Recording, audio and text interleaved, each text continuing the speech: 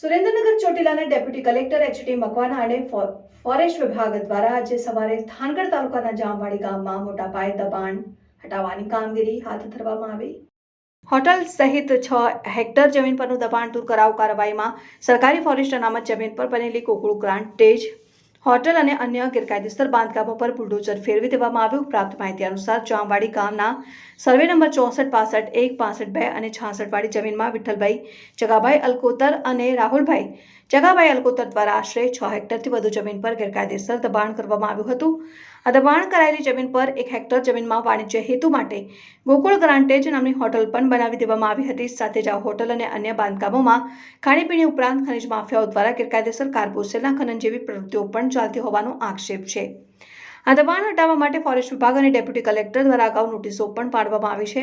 જોકે હોટલના માલિકોએ હાઈકોર્ટનો સહારો લીધો હતો, પરંતુ ત્યાંથી તેમને કોઈ રાહત મળી ન હતી। ત્યારબાદ પણ દબાણ દૂર ન કરાતા આખરે આજરોજ સવારે આશરે 8 કલાકના અરસામાં વહીવટીતંત્ર દ્વારા કાર્યવાહી હાથ ધરવામાં આવી હતી। આ દબાણ હટાવવાની કામગીરીમાં ગોકુળ ગ્રાન્ટેજ હોટલ, લક્ઝરી બંગલોઝ, વિશાળ પાર્કિંગ, પંચરની દુકાનો, ટ્રક સર્વિસ સ્ટેશન, બગીચો, હોલ્ડિંગ્સ, બેનર, ઓરડી અને અલગ અલગ 11 દુકાનો સહિતના ગેરકાયદેસર દબાણોને તોડી પાડવામાં આવ્યા હતા। કાર્યવાહીથી ગેરકાયદેસર દબાણકર્તાઓમાં ફફડાટ વ્યાપી ગયો છે। આજે સવારે 8:30 વાગે અમારી રેવન્યુ વિભાગ અને ફોરેસ્ટ વિભાગની સંયુક્ત ટીમો દ્વારા બોજે જામવાડી તાલુકો થાનગઢ ચોટીલા થાનગઢ હાઈવે ઉપર આવેલા કુલ 6 હેક્ટર જમીનની અંદર દબાણ કરતા વિઠ્ઠલ જાગા અલકોતર અને રાહુલ જાગા અલકોતર દ્વારા ફોરેસ્ટની જમીન ઉપર છેલ્લા 2019થી આ જમીન ઉપર 6 હેક્ટરની અંદર દબાણ કરી અને પાકું બાંધકામ કરવામાં આવેલું હતું। આ પાકા બાંધકામની વિગતે જોઈએ તો સર્વે નંબર 64, 65, 65, 2 અને 66 એ સને 2001ની અંદર સરકારના નોટિફિકેશનથી આ જમીન છે એ રિઝર્વ ફોરેસ્ટ તરીકે જાહેર કરવામાં આવેલ હતી।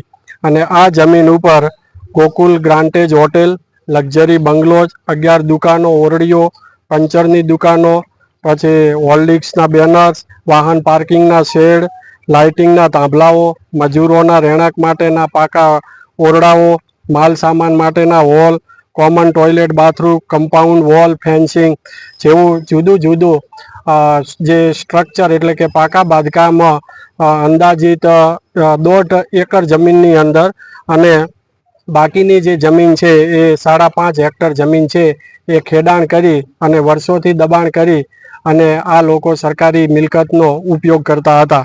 એટલે આજે અમારી આ ટીમો આવી અને આ દબાણને એ દૂર કરવામાં આવેલ છે। સાથે સાથે ફોરેસ્ટ વિભાગ દ્વારા પણ અગાઉ નોટિસો આપવામાં આવેલી હતી, તેમજ અમો દ્વારા પણ the Gujarat public premises eviction of illegal occupant act 1972 મુજબ નોટિસ આપવામાં આવેલી હતી। આ નોટિસની વિરુદ્ધમાં નામદાર હાઈકોર્ટની અંદર પણ ગયેલા હતા। નામદાર હાઈકોર્ટ તરફથી પણ કોઈ રાહત મળી ન હતી। ત્યારબાદ ફોરેસ્ટ વિભાગે ફરીવાર પણ આ દબાણને ખાલી કરવા માટે વારંવાર તક આપવામાં આવેલ હતી, તેમ છતાં આ દબાણ છે એ ખુલ્લું કરવામાં આવેલ ન હતું। જેને ધ્યાને રાખી અને આજે અમારે નાયબ કલેક્ટર પ્રાંત ચોટીલાની ટીમ, મામલાદાર ચોટીલા, મામલાદાર થાનગઢ, રેન્જ મદદનીશ વન સંરક્ષક Shri SEF Surendranagar, range forest officer Thangadh, Wadhwan, Muli, Chotila, Patdi તેમજ 42 ફોરેસ્ટનો અન્ય સ્ટાફ અને 30 રેવન્યુનો સ્ટાફ આમ સંયુક્ત ટીમો બનાવી અને આ તમામે તમામ દબાણ છે દૂર કરવામાં આવેલું છે। અને જેની અંદર 2.75 કરોડનું બાંધકામ અને 10 કરોડની ખેડાણવાળી જમીન એમ મળીને કુલ 12 કરોડ ને 75 લાખનો સરકારી જમીન છે આજે ખુલ્લી કરવામાં આવેલ છે।